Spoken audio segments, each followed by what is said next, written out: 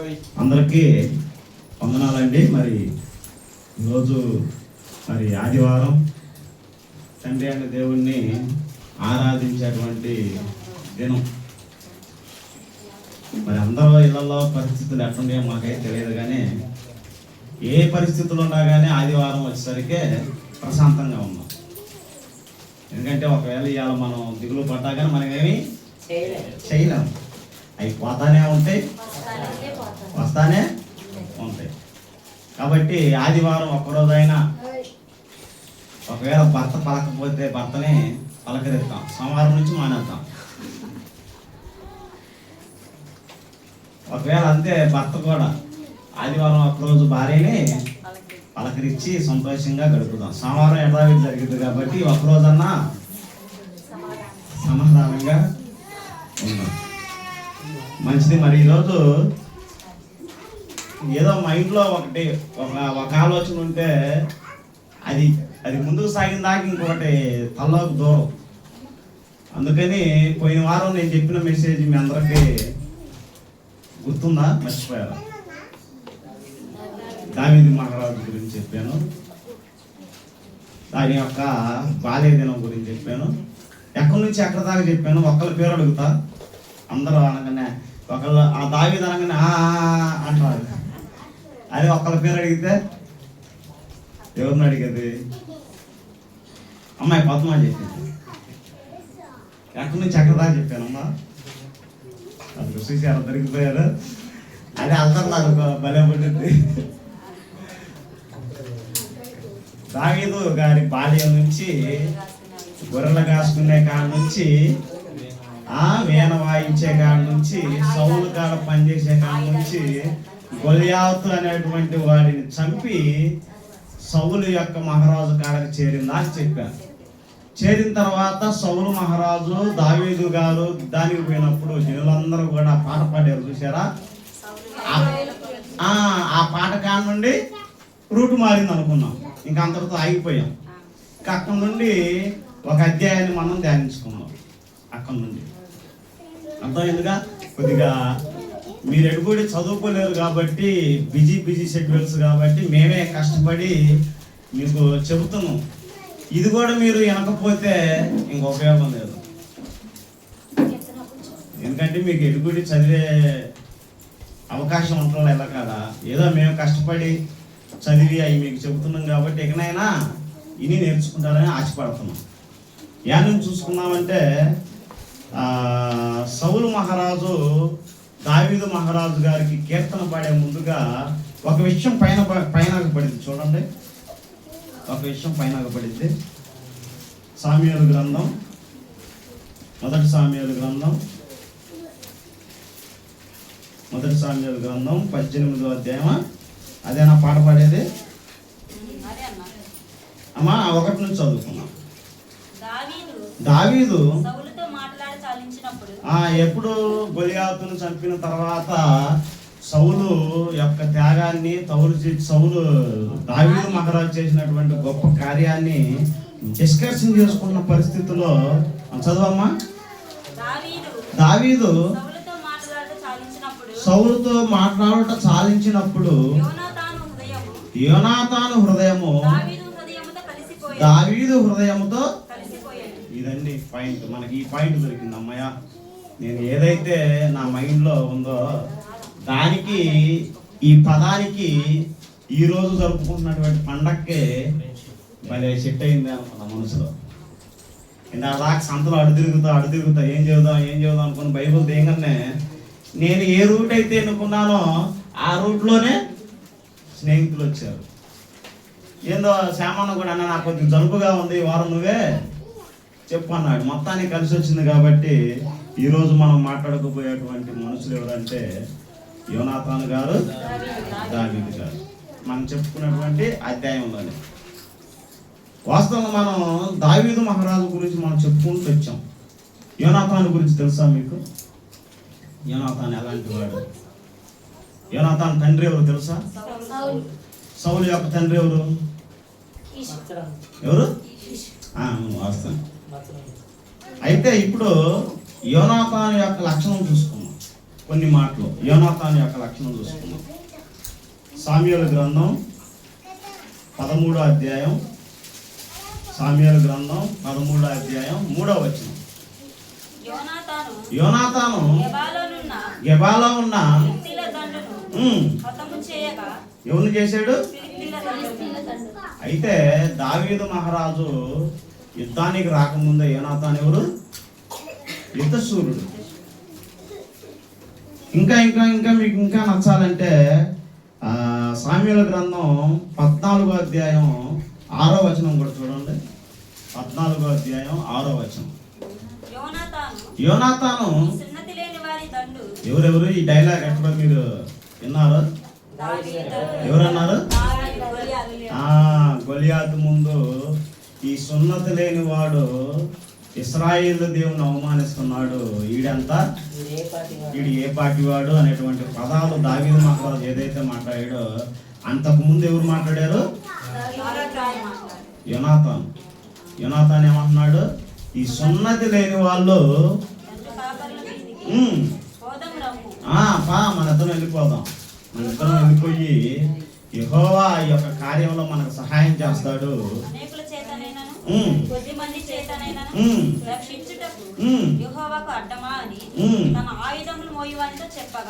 అంతకుముందు ఏం జరిగిందంటే రాజకుమారుణ్ణి ఎవరు కూడా యుద్ధాలకు పంపారు, ఎందుకంటే రాజు తర్వాత రాజు కాబట్టి. అయితే యోనాతాను అనేటువంటి వ్యక్తి నేను చూడంగా ఏ విషయంలో అయినా సరే, దేవుడి కార్యాల విషయమైనా కానీ, తన తండ్రి గారి యొక్క పని విషయంలో కానీ ఎనికి తగ్గే వ్యక్తి కాదు. యుద్ధం చేయాలన్నా, యుద్ధంలో ఒక్కడే వెళ్ళి దాన్ని జయించాలన్నా ధైర్యం కలిగిన వ్యక్తి, చాలా గొప్ప వ్యక్తి, ధైర్యం కలిగిన వ్యక్తి, యుద్ధంలో చాలా తెలివి కలిగినటువంటి వ్యక్తి. ఈ యోనాతాను ఎంతటి తెలియగలవాడైనా సరే గొలియాతు విషయంలో వెనక్కి తగ్గాడు. ఎప్పుడైతే గొలియాతుని దావీదు చంపాడో దావీదు విషయంలో ఏమయ్యాడు? ప్రాణ స్నేహితుడిగా ఎన్నుకున్నాడు. నేను ఏదైతే చేయలేకపోయానో దాన్ని దావీదు చేశాడు కాబట్టి దావీదు విషయంలో నాకు ఎలాంటి వాడంటే దావీదు నాకు ప్రాణ స్నేహితుడు. ఆ మాట మాట్లాడు చూడండి, 18వ వచనమే. దావీదు సౌలుతో మాట్లాడసాగించినప్పుడు యోనాతాను హృదయం దావీదు హృదయముతో కలిసిపోయాను. యోనాతాను దావీదును తన ప్రాణ స్నేహితునిగా భావించుకొని అతన్ని ప్రేమించెను. ఆ దినమున అతని తండ్రి ఇంటికి తిరిగి అతని వెళ్ళనీయక సౌలు అతన్ని చేర్చుకున్న తర్వాత యోనాతానుకు ఉన్నటువంటి కత్తిని దావీదుకి గిఫ్ట్ గా ఇస్తాడు. ఇంకా యోనాతానుకు ఉన్నటువంటి ఏదో ఒక కండమో గుడ్డో దావీదుకి గిఫ్ట్ గా ఇస్తాడు. ఇంకా 3 వస్తువులు దావీదు మహారాజు గిఫ్ట్ గా ఇస్తాడు. ఏమేస్తాడమ్మా? దుప్పటిని, కత్తిని, విల్లుని, నడికట్టును దావీదు మహారాజుకి ఏం చేస్తాడంటే గిఫ్ట్ గా ఇస్తాడు. ఏంటంటే నేను ఏదైతే ఇశ్రాయేలు విషయంలో, దేవుడి విషయంలో ఒక నిబద్ధత కలిగి ఉన్నానో అదే విషయం ఎవరిలో ఉంది? దావీదులో ఉంది. కాబట్టి నువ్వు నాకు ప్రాణ స్నేహితుడివి. మనం అనుకుంటాం కదండి ప్రాణ స్నేహితును లేదా స్నేహితును అని మనం అనుకుంటాం, కానీ అనుకున్నంత మాత్రాన అది జరగదు. జరిగిద్దా? జరగదు. ఇక్కడ ఎంత హిస్టరీ ఉండిద్దంటే మీరు నమ్మకపోండి, నేను చదువుకుంటున్నప్పుడు ఏంది ఎంత మ్యాటర్ ఉందా నేను ఫీల్ అవుతూ చదివా ఆ విషయాలు. మీకు అర్థం కావడానికి చెబుతున్నా. ఇక్కడ సందర్భంలో యోనాతానికి దావీదుకి ఉన్నటువంటి స్నేహం ఎంత దూరం పోయిద్దంటే వారు ఇద్దరే కలిసి యుద్ధానికి పోయేవాళ్ళు, వాళ్ళిద్దరే కలిసి సమస్తాన్ని జయించేవాళ్ళు. అలాంటి పరిస్థితుల్లో వాళ్ళకి అర్థం కాకుండానే, వాళ్ళకి తెలియకుండానే ఒక విషయం తెలిసిపోయింది. ఏ విషయం? సౌలు దావీదుని చంపబోతున్నాడని. ఎవరికి తెలిసింది? ఎవరిని చంపబోతున్నాడని? అది పాయింట్. దావీదును కాదు, యోనాతాను యొక్క ప్రాణ స్నేహితుడిని తన తండ్రి చంపబోతున్నాడు అనే వార్త తెలిసింది. ఎక్కడుంది అది చూడండి, ఎక్కడున్నది, ఎక్కడుందో చూడండి. 20వ అధ్యాయం కాదు 19వ అధ్యాయం 1వ వచనం. అంతటా సౌలు వీరు దావీదును చంపవలదని తన కుమారుడైన యోనాతానుతోను తన సేవకులందరితోని చెప్పగా సౌలు కుమారుడైన యోనాతాను దావీదుయందు ఇష్టము గలవాడై ఉండి దావీదుతో ఇట్లా నేను అంటే సౌలు ప్రమాణం చేశాడు. ఏమని? దావీదు అనేవాడు మన కాడున్నాడు, వాడిని మీరు చంపాలని నిర్ణయం తీసుకున్నాడు. అంతకుముందు ఎలా చంపాలనుకున్నాడు? దావీదుని ఎలా చంపాలనుకున్నాడంటే 3 సార్లు తన చేతిలో ఉన్న ఈటతో చంపాలనుకున్నాడు. అది విఫలమైంది. విఫలమయ్యేసరికి తన కూతురి ద్వారా చంపాలనుకున్నాడు. రాసుకోండి, మీకు పాయింట్లు బాగుంటాయి. ఇదంతా చదివితే సమయం చాలా అయింది కాబట్టి చెబుతున్నాను. తన కూతుర్ని మికాలుని వివాహం చేపించి వివాహం ద్వారా కట్నం లేదా ఓలి అనేటువంటిది ఇయ్యటం ఆనవాయితీ. దావీదు మహారాజుకి ఏం లేదు కదా, ఏమిస్తాడు? నీకు ఆడే ఉందలే, ఏమిస్తావు? ఫిలిష్తీయుల యొక్క ముందోళ్ళు నాకు కొన్ని తెచ్చి అని చెప్పి తన కూతుర్ని అడ్డు పెట్టుకొని దావీదును చంపాలని కూడా ప్రయత్నిస్తాడు. 2 సార్లు. ఈ 2 సార్లు ఎప్పుడైతే ఫెయిల్ అయిపోయిందో అప్పుడు ఇక సౌలే దిగుతాడు రంగంలోకి. ఏమని? ఇంకా ఆటలు ప్రజెంట్ చేసేసాడు. దావీదు అనేవాడు ఉండకూడదు, దావీదు అనేవాడు బతకూడదు. ఆ విషయం సౌలు తర్వాత రాజు అయ్యేటువంటి యోనాతానికే తెలిసి అప్పుడు అడుగుతాడు, ఏంది నాన్న, ఎందుకు చంపాలనుకుంటున్నావు దావీదుని? పిచ్చోడా, నీకేం తెలుసురా? ఇశ్రాయేల్ అందరూ కూడా దావీదు చుట్టూ తిరుగుతున్నారా? ఇశ్రాయేల్ అందరూ కూడా దావీదును పొగుడుతున్నారా? ఇశ్రాయేల్ అందరూ కూడా దావీదుని ఏదో ఒక రోజు రాజుని చేస్తారా? నీకు ఇవ్వాల్సినటువంటి కుర్చీ దావీదు తీసుకుంటాడురా. కాబట్టి దావీదు చనిపోవాలంటే యోనాతాను ఏమంటాడో తెలుసా? బా, ఏం సలహా ఇచ్చానా నాన్న, ఏం సలహా ఇచ్చావనలే, నీతిమంతుడు నా నాయన. మనందరికి ఏం చేశాడు తెలుసా? నెమ్మదిని దయచేశాడు, మనందరికి శాంతిని దయచేశాడు. ఆ మాట ఉండేది చూడండి, అది చదువుకుంటే భలే ఆనందంగా ఉంది. ఎక్కడుంది? 4వ వచనం చదువు. యోనాతాను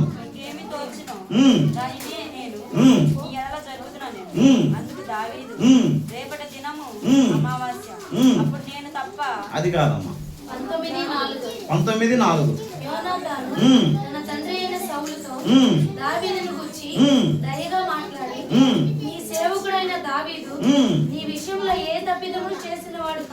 ఏ తప్పు చేసిన వాడు కాక ఏం చేశాడు?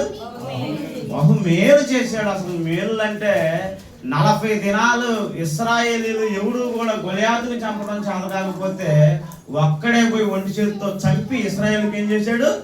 మేలు చేశాడు. ఇంకా చేశాడు. ఇంకా ఏమంటాడు? కనుక రాజా నీవు అతని విషయంలో ఏ పాపము చేయొద్దయా, ఏ పాపము చేయొద్దు. ఇంకా అతడు ప్రాణమునకు తెగించి ఆ ఫిలిష్తీయుని చంపగా యెహోవా ఇశ్రాయేలులందరికీ గొప్ప రక్షణ కలుగజేశాను. అది నీవే చూసి సంతోషించితే కదా. నిష్కారణముగా దావీదును చంపి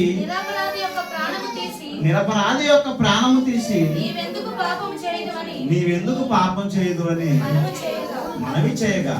చాలా ఎంత స్టేట్మెంట్ ఇచ్చాడు దావీదు గురించి, ఎంత స్టేట్మెంట్ ఇచ్చాడు? నీతిమంతుడు, యథార్థవంతుడు, గొప్ప రక్షణ తెచ్చిన వాడు, అపరాధి యొక్క రక్తం మనం ఎందుకు నాన్న తీయటం అని చెప్పి రాజు కావాల్సిన ఆయన ఏమంటున్నాడో తెలుసా? అడిగితే ఎందుకు మనం ఎందుకు పక్కన ఉందాం, అవసరమైన దావీదుని సింహాసనం ఎక్కిద్దాం. అది అంతే ఉండిద్ది. నువ్వు నన్నేదో కుర్చీ మీద కూర్చోబెట్టాలని చూస్తున్నావు, కానీ నా ఫ్రెండ్ లేదా నా స్నేహితుడు మన ఇద్దరికంటే గొప్పవాడు, మన ఇద్దరికంటే వీరుడు సూర్యుడు అని అన్నప్పుడు వాళ్ళు ఎవరు?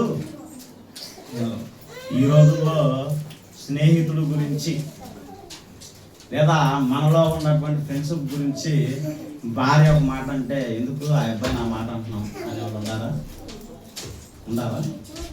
ఒకవేళ నేను ఉన్నాను అనుకోండి, అంకారా ఉన్నాడు, ఏందా ఆ పొద్దుగుప్పులు అంకారా ఉంటాడు అనగానే ఏంది నా స్నేహితుల గురించి అలాంటి మాట్లాడుతున్నాం అని అనగలుగుతాం మనం? వాడంతే ఇలా అంటాం. మనకి స్నేహం కాదు అసలు. స్నేహానికి అర్థమే మనకు తెలియదు.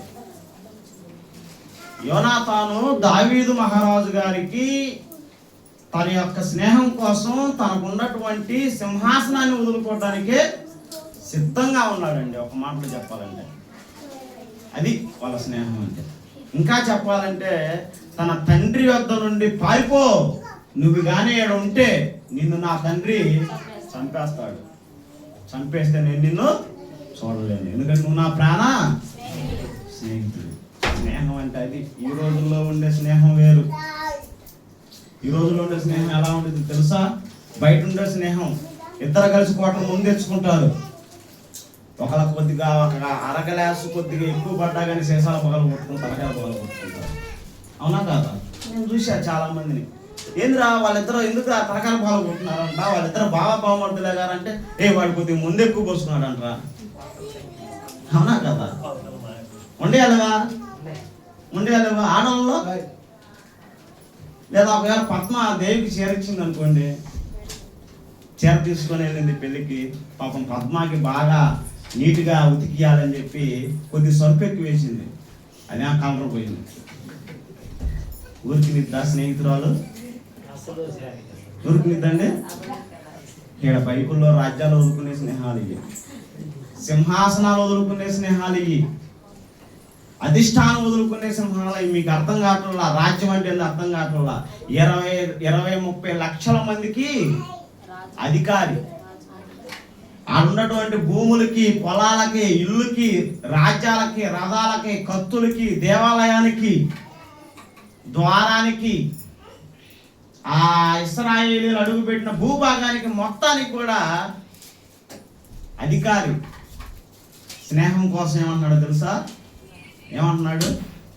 ఎందుకు నానా, ఎందుకు మనకి వాడు నా స్నేహితుడు నానా, నా బెస్ట్ ఫ్రెండ్.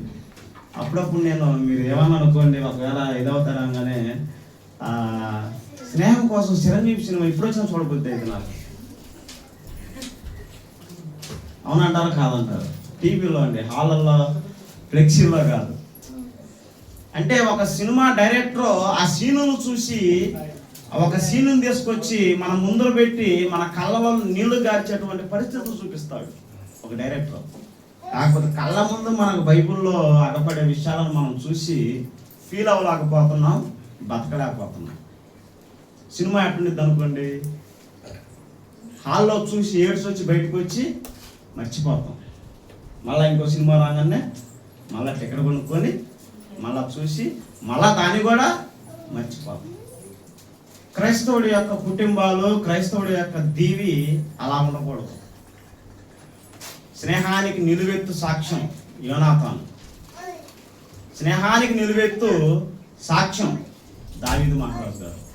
అప్పుడు నువ్వు వెళ్ళిపో, నువ్వు ఇక్కడ ఉండొద్దు, ఇక్కడ ఉన్నావంటే మా నాన్న నిన్ను చంపేస్తాడు, నేను మా నాన్న నిన్ను చంపొద్దు అని నేను ఒట్టి పెట్టుకున్నాక నిన్ను మరలా నా రాజ్యంలోకి పిలుస్తాను, కొన్ని రోజులు నువ్వు వాడుండని చెప్పి పంపించిన తర్వాత సౌలు మహారాజు ఒప్పుకోడు, వాడిని నేను చంపేది అన్నప్పుడు వాళ్ళిద్దరి మధ్య ఉన్నటువంటి సంభాషణ ఒకసారి చూసుకొని ఇంకొక భాగంలోకి వెళ్దాం.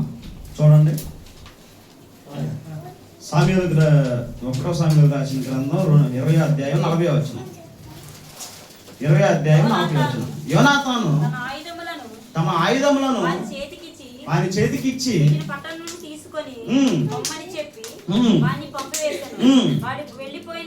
వెళ్ళిపోయిన వెంటనే దావీదు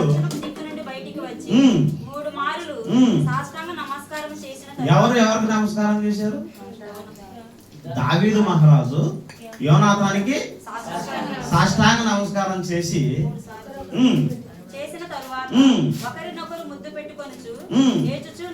ఎందుకమ్మా, ఎందుకు ఏడ్చారు? ఎవరు? ఇక నుండి దావీదు అగపడకూడదు. చచ్చిపోతాడని కాదు ఆడు ఏడుస్తుంది. అదేనా? స్నేహితుడు నిన్ను మా నాన్న చంపుతాడు అని కాదు, ఆడ ఎడబాటు. వాళ్ళిద్దరికి ఇద్దరం కలిసి యుద్ధానికి పోయాం, ఇద్దరం కలిసి ఫలానా రాజ్యాన్ని జయించాం, ఇద్దరం కలిసి ఒకే చోట ఉన్నాం, ఇద్దరం కలిసి ఒకే కంచంలో తిన్నాం. ఇక నుండి మన ఇద్దరికి అది జరగదు. ఎందుకు? మా నాన్న ఒప్పుకోవట్ల. యెహోవా దేవుడు నీ పక్షాన ఉన్నాడు, నీకు మరణం అనేది ఉండదు. నువ్వు చనిపోతావని నాకు బాధ కాదు, నీకు నాకు మధ్యలో ఏముందమ్మా? చదువు నాది చూడండి ఒకసారి. ఇలాగుండగా ఫస్ట్ ఏమో యోనాతాను ఎమ్మటే కౌగిలించుకొని దావీదా అని చెప్పి ముద్దు పెట్టుకోవటం, దావీదేమో యోనాతానా అని ముద్దు పెట్టుకోవటం, ఒకళ్ళు ఎక్కిళ్ళు పెట్టి ఏడ్చుకుంటుంటే మరీ ఎక్కువగా ఎవరు ఏడుతున్నారు? దావీదు. మరి ఏందా మన ఇద్దరికి యొక్క ఎడబాటు? చూడండి, అప్పుడప్పుడు సహోదరులను టీ కొట్టుగా కలుసుకుంటుంటే ఏంది పొద్దుగుకులు అనుకుంటారు మీరు.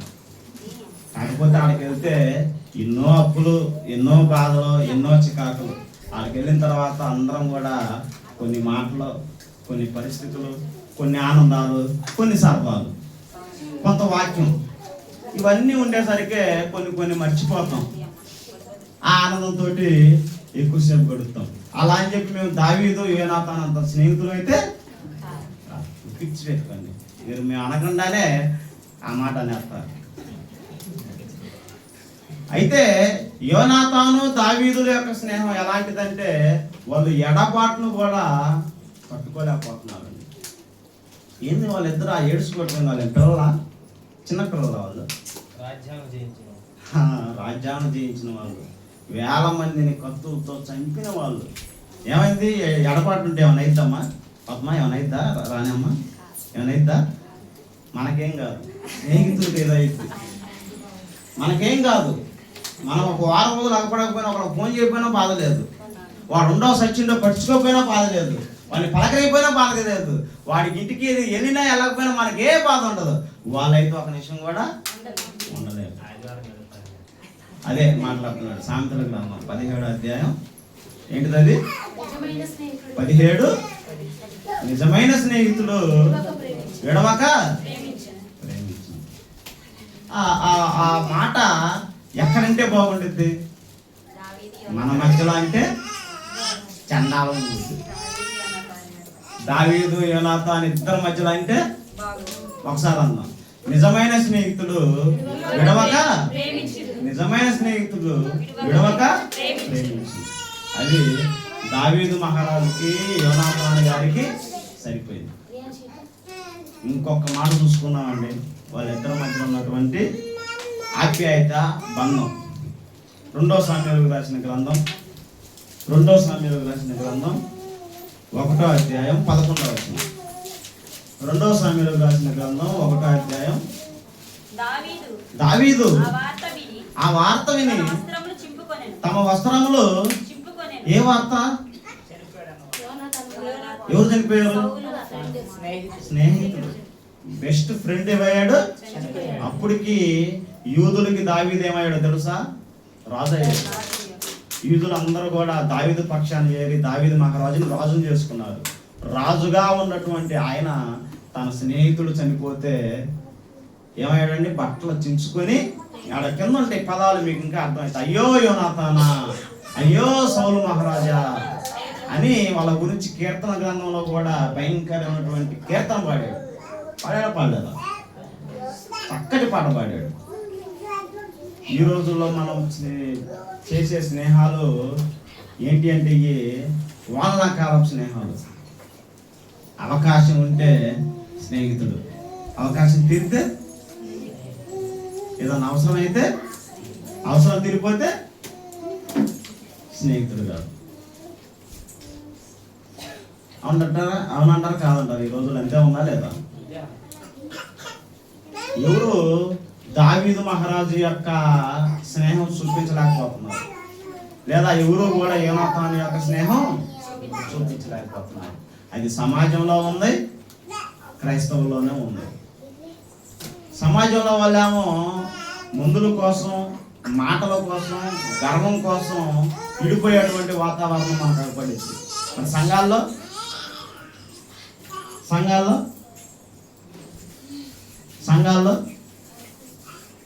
ఎట్లుండిద్ది?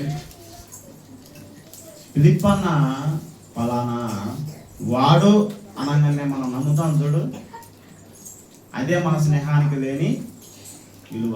మన స్నేహితుడు కాదు అని చెప్పడానికి అర్థం. ఒక వ్యక్తి ఒక సహోదరుడు గురించి చెడుగా చెబుతున్నప్పుడు నమ్మటమే స్నేహానికి విలువ లేదు. మీ ఇద్దరు స్నేహితులే కాదు. చాలా మంది స్నేహం చేస్తారు. ఎలాంటి వాళ్ళతో చేస్తారు? నా అలవాట్లు ఇష్టమైన వాళ్ళు ఏదైతే కోరుకుంటారో, నా అలవాట్లు వాళ్ళ అలవాట్లు కలిసినవి కనుక వాడు పాపైనా, దుర్మార్గుడైనా, దొంగ అయినా, దోష అయినా, అబద్ధికుడైనా, వ్యభిచారైనా కానీ వాడితో స్నేహం చేయడానికి నాకు భలే ఇష్టం ఉంది. సాంతన గ్రంథంలో ఒక మాట ఉండేది, నిజమైన స్నేహితుడు విడగా ప్రేమించును. ఇంకో మాట కూడా ఉంది చూడండి, ఇదే సాంతన గ్రంథం 27వ అధ్యాయం 6వ వచనం. 27:6. 27వ అధ్యాయం 6వ వచనం. మేలులు కోరి స్నేహితుడు గాయములు చేయును. మేలు అంటే ఏం చేస్తాడు స్నేహితుడు? మేలు అనగా స్నేహితుడు ఏం మేలు చేస్తాడు? ఎందుకురా పని, పిల్లలేందిరా, నీ భవిష్యత్తు ఏందిరా, ఇంకెలకాలం ఇంతేనా, ఇంకా మారవా, నువ్వు ఇంతే ఉంటే రేపు ఆడపిల్లలో వాళ్ళ భవిష్యత్తు ఏంది, మారవా, మార్చుకోవా, జీవితం సరి చేసుకోవా అని మేలు కోరి చెప్పేటువంటి వ్యక్తి ఎవరు? పగవాడు ఏం చేస్తాడు? ముద్దులు ఎలా ఉంటాయండి? భలే ఆనందంగా ఉంటాయి. మనకి ఏదైతే ఇష్టమో అదే మనకు చెబుతారు. మన ఎవరు అత్త అంటే మనకు పడదు. ఏందమ్మాయి నీ గురించి ఆ అమ్మాయి ఆమె తెగ చెబుతుంది, నువ్వే టూరుకుంటున్నావు పిచ్చిదానా అనగానే మనకు భలే ఇష్టమా కాదా? మనకి ఏదైతే ఇష్టమో దాన్నే వాళ్ళు ఆశించుకొని ఆయుధంగా మలుచుకొని మనకి లెక్కలేని సమస్యలు తీసుకొచ్చి మీద పెడతారు. కాకపోతే వాడే మనకి స్నేహితుడు. మేలు కోరి గాయం చేసేవాడు స్నేహితుడు కాదు ఈ రోజుల్లో. ఇది తప్పు అని గట్టిగా మాట్లాడితే వాడు వాళ్ళ దృష్టిలో శత్రువు అవుతాడు. యోనాతాను దావీదు గారి విషయంలో అలాంటిది లేదండి. నేను చనిపోయే లోపు మనందరం కూడా యోనాతాను గారి యొక్క స్నేహం, దావీదు గారి యొక్క స్నేహం మనందరిలో కూడా సాధించాలి. ఎందుకంటే స్నేహానికి నిర్వచనమే వాళ్ళిద్దరు. ఇంకా బైబిల్లో మనం ఎవరిని చూసుకున్నా కానీ సరిపోల్చలేం. లేదా లోకంలో మనం చూసుకుంటాం, సినిమాల్లో చూస్తాం, ఎక్కడో లోకంలో అయితే మనకి ఎక్కడ ఆగపాటం చూద్దామన్నా కానీ ఆగపాటం. గుర్తుపెట్టుకుని ఇంకో స్నేహితుడు ఉన్నాడు మనకి, అది కూడా చూసుకుందాం. చూడండి, యోహాను సువార్త 15వ అధ్యాయం 14వ వచనం. అమ్మా 14 చదువుతా.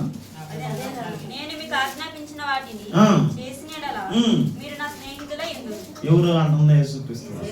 యేసుక్రీస్తు వారు ఏమంటున్నాడు? నేను కూడా మీతో పాటు స్నేహం చేయడానికి సిద్ధంగా ఉన్నాను.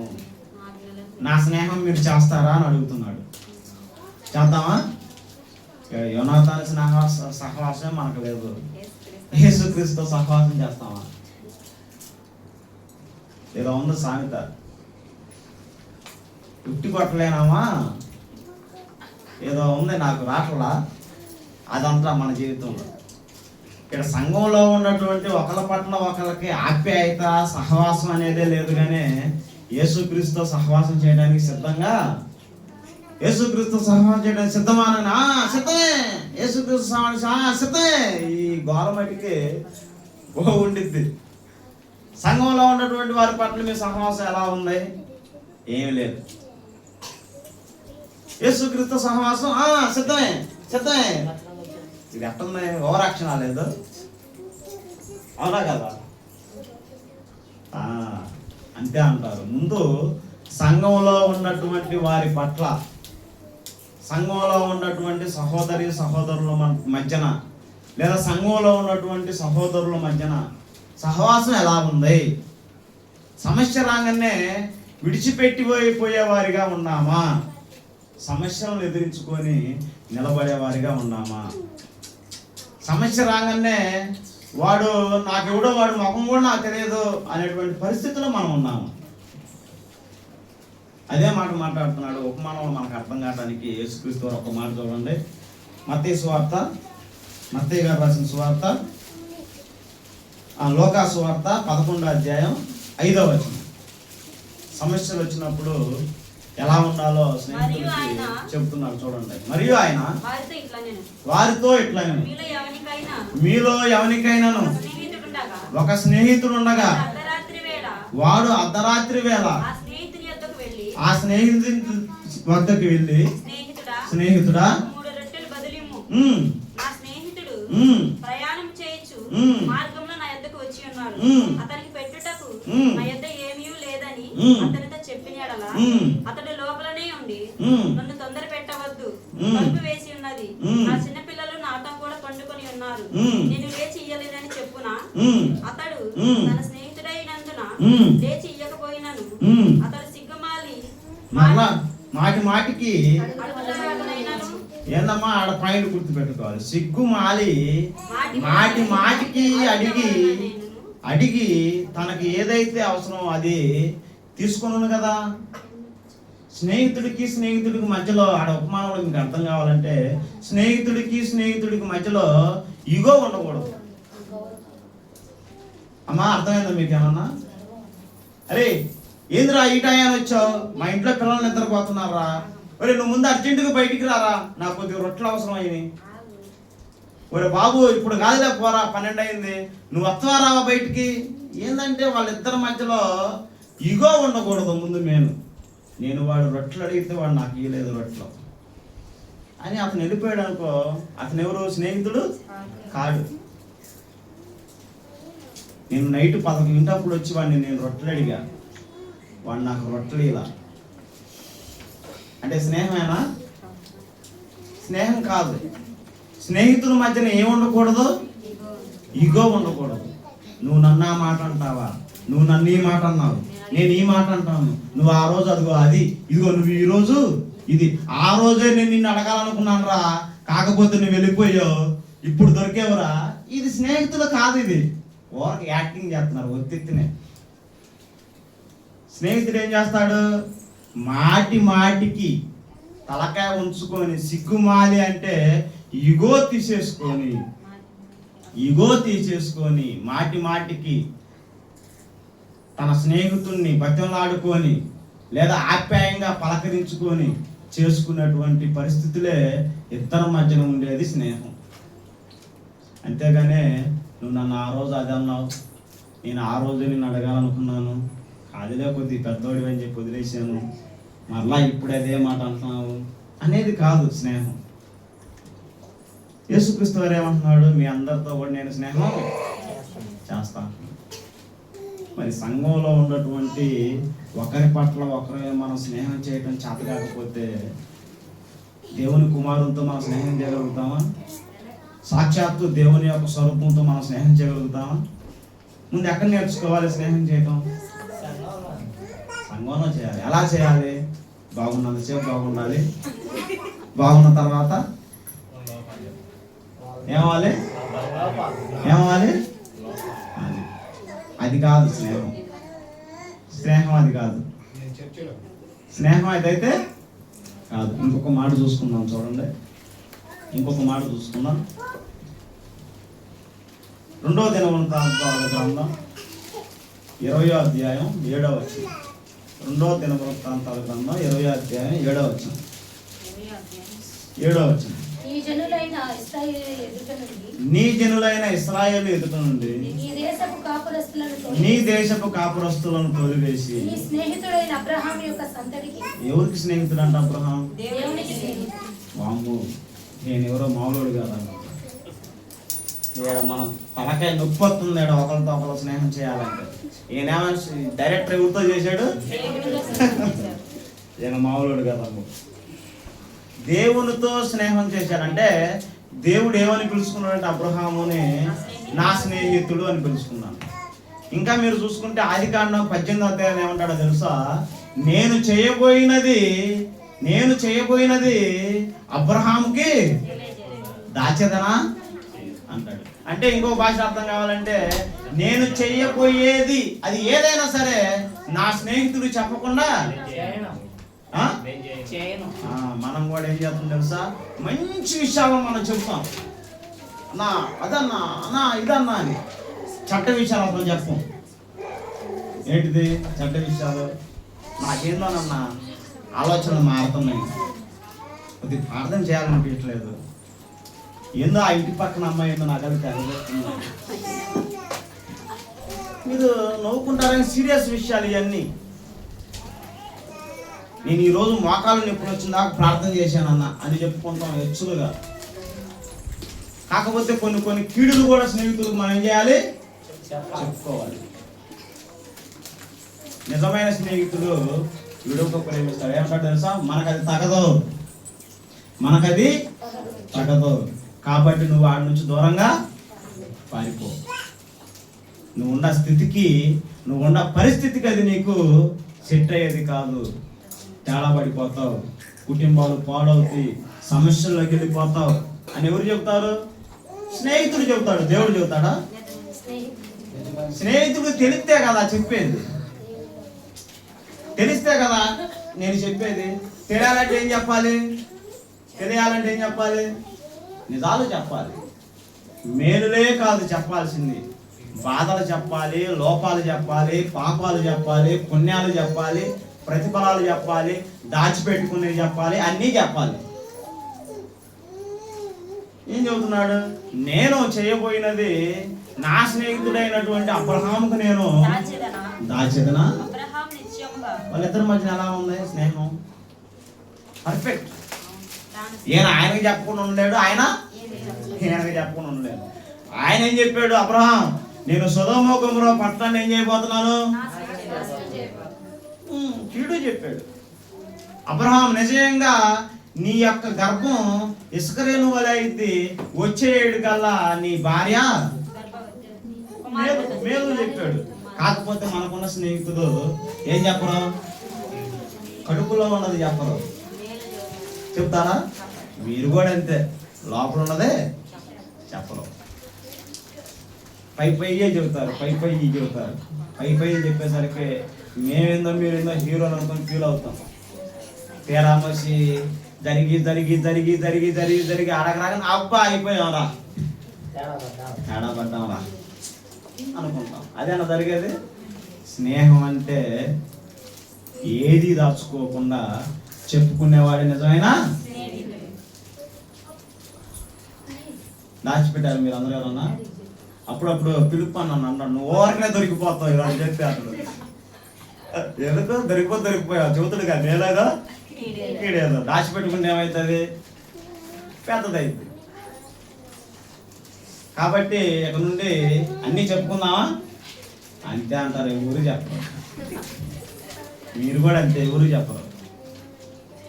కొన్ని విషయాలు బైబిల్లో మనకి చాలా స్పష్టంగా ఉంటాయి. ఏది మనం దాచుకోకుండా స్నేహితులకు మనం పంచుకుంటే మనం దేవుడి నుండి తొలగిపోకుండా సహాయం ఉంటుంది. ఒకటి ఇంకొకటి, స్నేహం చేసే వాళ్ళు ఎలా ఉండాలంటే విడువక ప్రేమించాలి. ఎన్ని సమస్యలు వచ్చినా, ఎన్ని బాధలు వచ్చినా, ఇబ్బందులు వచ్చినా, మనం నిలబడలేని స్థితి వచ్చినా కానీ దాన్ని మనస్ఫూర్తిగా మనం పంచుకోవాలి. ఇంకొకటి, ఒకరి మధ్యన ఒకరికి ఈగో అసలే ఉండకూడదు. ఇవన్నీ మనం పాటించిన తర్వాత నేను చాలా రెఫరెన్స్లు రాసుకున్నాను. యేసుక్రీస్తు వారి యొక్క స్నేహం గురించి మాట్లాడుకున్నాం. ఎందుకంటే 1వ తరగతి పాస్ అవ్వని వాళ్ళకి 10వ తరగతి ఎగ్జామ్ పెట్టినట్టుగా ఉంటే బాగా అనంటారు కదంటారు. ఈసారి ముందున్న రోజుల్లో క్రీస్తు వారి యొక్క సహవాసంలో మనం ఎలా ఉందాం అనేది మనం తెలుసుకున్నాం. ఇప్పుడు ఎలా ఉందా, ఎవరితో సహవాసం చేద్దాం? ఏం మాట్లాడుతున్నాం? సంఘంలో ఉన్నటువంటి వాళ్ళతోటి ఒకళ్ళ పట్ల ఒకళ్ళు అన్యోన్య సహవాసం గలవారమై. మీకు ఇంకా ఇంకొక మాట చెప్పాలంటే ఎబ్రీయులకు రాసిన పత్రికలో ఉంది, ఇశ్రాయేలీలు 20 లక్షల మంది చనిపోవడానికి గల కారణం ఏంది?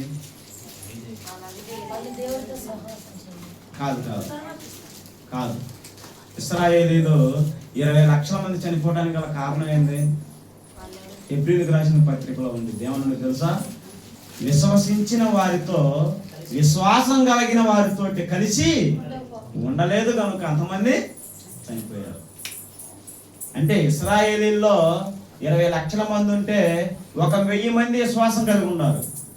ఈ 1000 మందితోటి వీళ్ళు కలిసిమెలిసి ఉండలేదు కాబట్టి వాళ్ళు చనిపోవడానికి కారణమైంది. ఆ పదం చూసుకున్నాం. చూడు, ముగించేద్దాం. ఎబ్రీయులకు రాసిన పత్రిక 8వ అధ్యాయం అనుకుంటా, దొరికితే చూడండి, లేకపోతే ముగించేద్దాం. అంటే మనం చేసేటువంటి సహవాసం కూడా విశ్వాసులతోనే చేయాలి. గుర్తుపెట్టుకోండి, ఎక్కువ పాయింట్. మనందరం కూడా ఆదివారం సంఘాన్ని విడిచిపెట్టిన తర్వాత ఎవరు పనుల్లో వాళ్ళందరం కూడా నిమగ్నం అయిపోయి ఉంటాం. ఆకూరలు అమ్ముకునే వాళ్ళు ఆకూరలు అమ్ముకుంటారు, పనులు చేసుకునే వాళ్ళు పనులు చేసుకుంటారు, ఎవరి పనుల్లో వాళ్ళు ఉంటాం. బయటికి వెళ్ళిన తర్వాత ఎవరితో ఎంతలో ఉండాలో 4వ అధ్యాయం 2వ వచనం చదువుదాం. వారికి ప్రకటింపబడినట్లు మనకును సువార్త ప్రకటింపబడెను, కానీ వారు వినిన వారితో వాక్యం విని పాటించే వారితో కలిసి ఉండలేదు కనుక విన్న వాక్యము వారికి నిష్ప్రయోజనం అయినది. కాబట్టి 24 లక్షల మంది అడవిలో పిట్టల్లా రాలిపోయారు. గుర్తుపెట్టుకోండి, ఒక్క ఆదివారం మీరు మాతో సహవాసం చేస్తున్నారు. రాణి, పద్మ, దేవి, మిగతా వాళ్ళందరూ కూడా ఒక ఆదివారం సంఘస్థులతో సహవాసం చేస్తున్నారు. మిగతా 6 రోజులు బయట వాళ్ళతో సహవాసం చేస్తున్నారు. బైబిల్ ఏం చెబుతుందంటే, విశ్వాసం గలవారితోటి ఎక్కువ సహవాసం చేయండి. ఈ లోకంలో ఉన్నాం కనుక, ఈ లోకంలో పుట్టాం కనుక, ఈ లోకంలో ఉన్న వాళ్ళతోటి తక్కువగా సహవాసం చేయండి. ఎందుకంటే ఏదో ఒక రోజు మనల్ని లాగేసింది. స్నేహాలు బహు ప్రమాదం. మంచి స్నేహం అయితే ప్రమాదం ఉండదు, చెడ్డ స్నేహాలు అయితే ప్రమాదం. కాబట్టి పురుషులుగా గుర్తుపెట్టుకోండి, స్త్రీలుగా గుర్తుపెట్టుకోండి. 6 రోజులు మీ సహవాసం ఎవరితో ఉంది? ఎవరితోటి గడుపుతున్నాం? ఎలాంటి వాళ్ళతో గడుపుతున్నాం? ఏ ఆలోచన ఉన్న వాళ్ళతో గడుపుతున్నాం? ఒక ఆదివారం వచ్చి మనం ఎక్కడికొచ్చి కూర్చొని పోతే, ఒక ఆదివారం మనకి వచ్చే ఆదివారం దాకా సరిపోయిద్దా ఫలం? సరిపోదు. కాబట్టి ఇళ్ళకి వెళ్ళిన తర్వాత మీరు సహవాసం, ఎవరితో ఎక్కువ సహవాసం చేయాలి, ఎవరితో నేను ఎక్కువ సహవాసం కలిగి ఉండాలి. దేవుని వాక్యం ఏం చెబుతుంది?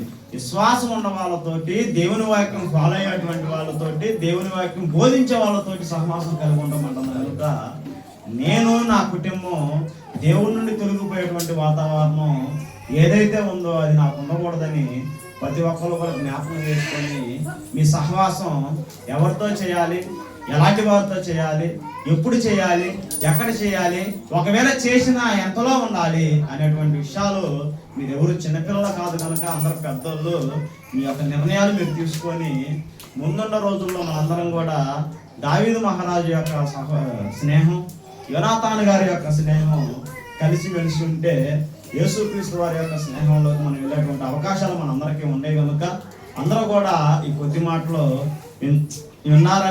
వింటారని పాటిస్తారని మనస్ఫూర్తిగా నమ్ముతూ నా యొక్క మాటలు ముగిస్తున్నాను. అందరికీ వందనాలు.